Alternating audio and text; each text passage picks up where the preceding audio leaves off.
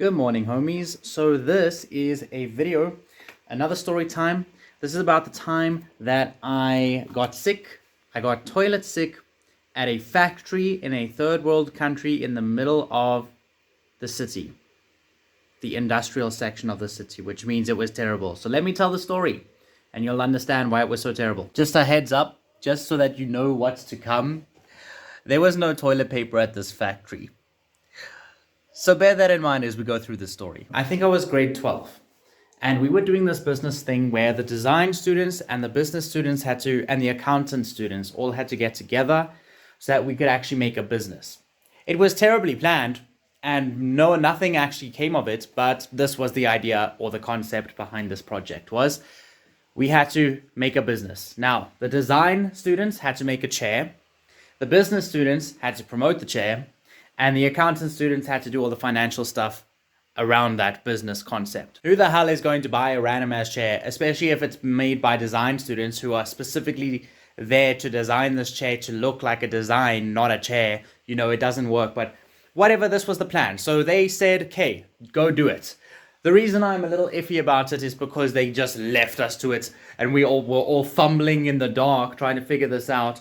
There was no actual hint or suggestion or there was nothing to show us or guide us how to do this. They literally were like, this is the plan, go do it, see what you can do. On a normal day that would be pretty cool because then we can take the initiative, but the thing is, this is not something we wanted to do. At least that's how I felt, because normally I would have jumped on the train, but not in this instance. Nonetheless, we did do stuff about the project and learn about the project. In the end, it was still a project and we still got marks on it. We just didn't bring it into a real life concept, which is what they were aiming for. But the real life concept was that these chairs were made and things were done about it. And one of the things is that we were shown the factory that these chairs were being made in. Now, that would be my first step in, if this was truly my own initiative, I was not going to be using that factory because those workers are treated terribly. That factory was one of the worst buildings I have ever been inside in terms of what it was, not in terms of haunted or anything like that. Just it was not a place fit for work and people are made to work there anyways. It felt a bit like a sweatshop and I was not going to get my products made at a sweatshop. Nonetheless, that's where it was happening because it was cheap, I guess. So they took us there and they were showing us this third world way of business because we were all obviously upper class, blah, blah, blah.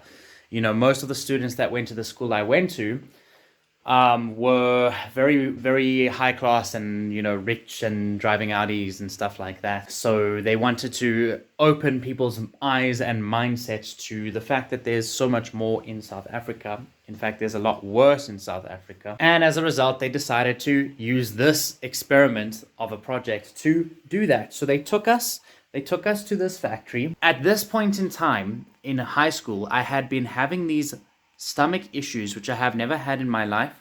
I've never had them ever again.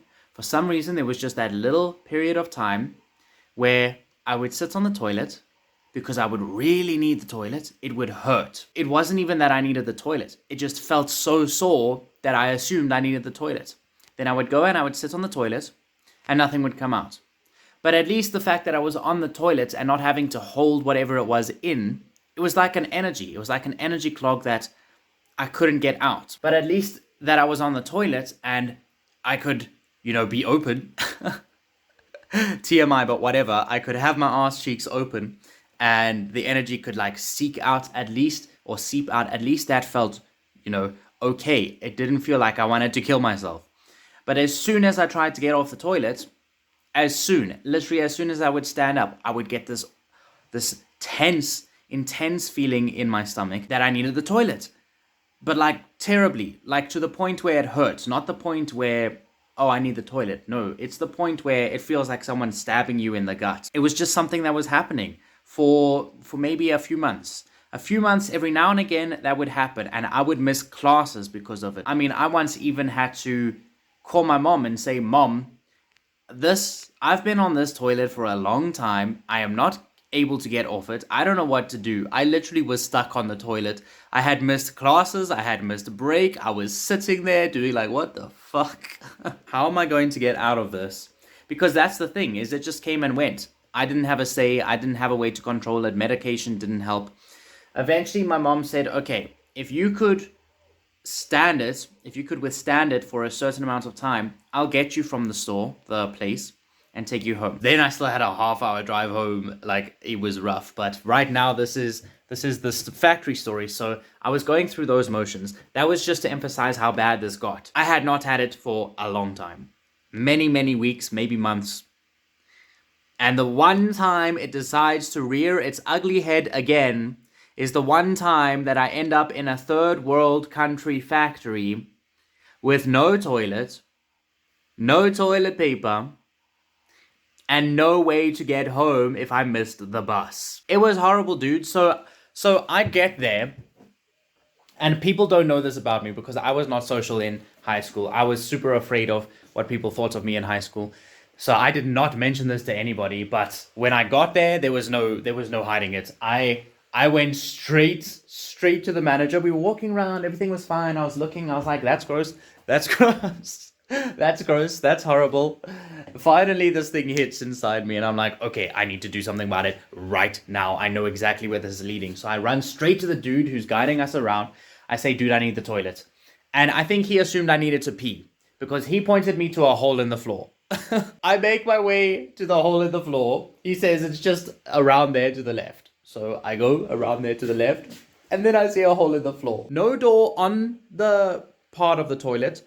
No door actually in the toilet. Literally, the toilet section was literally open to the rest of the factory.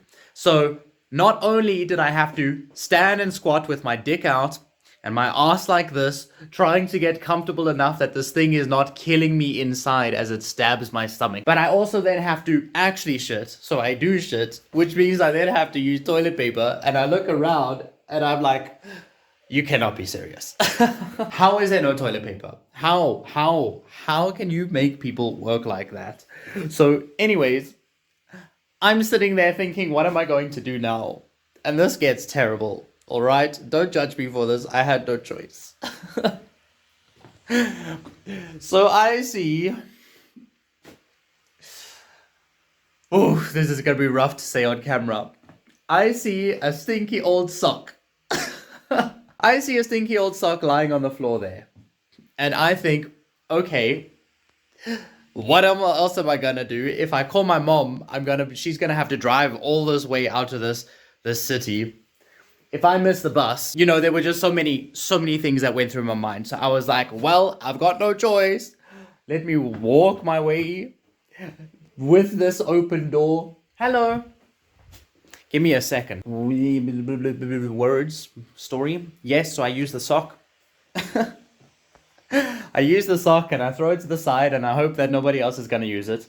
But while I was getting the sock, I literally had to waddle to the sock because I'm in pain. I got my pants down. I was not going to be pulling my pants up, not off the shit that I just had. So I was waddling there. This place was just open. People were walking back and forth. So...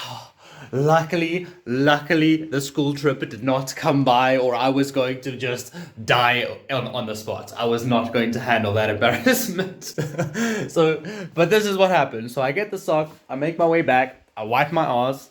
It did not do a good job, but it at least did something. I don't even remember what I did with the sock. I might have even thrown it back in the hole behind me. And that was the story. And then it didn't go away, but it did calm down. I think actually the fact that I actually needed the toilet and was able to use it, relieve myself, it was very relieving. It made me actually center and able to not have to, focus on that so much. Because my focus then became, well, I need to get to the group because they're going to leave now. If I miss this bus, I don't know what I'm going to do. Why do I have fucking hiccups, dude, every time? So finally I get to this place. One of my friends at the time, she wasn't a friend really, but she was just one of the people that I did hang out with in high school. She asks, Josh, are you okay? And I literally look at her, I grasp my stomach and I say, I'm dying. And of course she says, you're not really dying. And then I reciprocated, well, technically we're all dying since we're born, but whatever. She thought I was super serious, that I was actually saying I'm dying. No. And then finally what happened, we did get on we got on the bus. You know, I was calmed down. I was kind of just almost meditating as I was making my way through. I was not paying attention to anything. I wasn't talking to anybody. I wasn't doing anything. I literally was just in my zone, trying to keep myself calm and collected so that this stabbing pain did not rear itself up so like it used to, or like it just did. Got on the bus, had to make our way all the way to the bus, then had to get picked up by my mom, had to make my way all the way home, finally get home, and then you would think that I would then be able to sit on the toilet. No, got home and then it disappeared. It's like, are you freaking kidding me? You had the rest of the whole day that you could have come and bugged me, but you had to bug me in the one point where I absolutely could not or did not want to have it. But hey, I'm happy now because now I have a freaking hilarious random ass story from it. And also it helps me face my demons of embarrassment and stuff like that. So there we go. Be embarrassed on my behalf, laugh on my behalf, whatever you want to do. I don't mind. Thanks for watching this story time. I hope you enjoyed it. Like, subscribe, leave a comment, and I'll see you in the next video. That's right. Whoa, dude.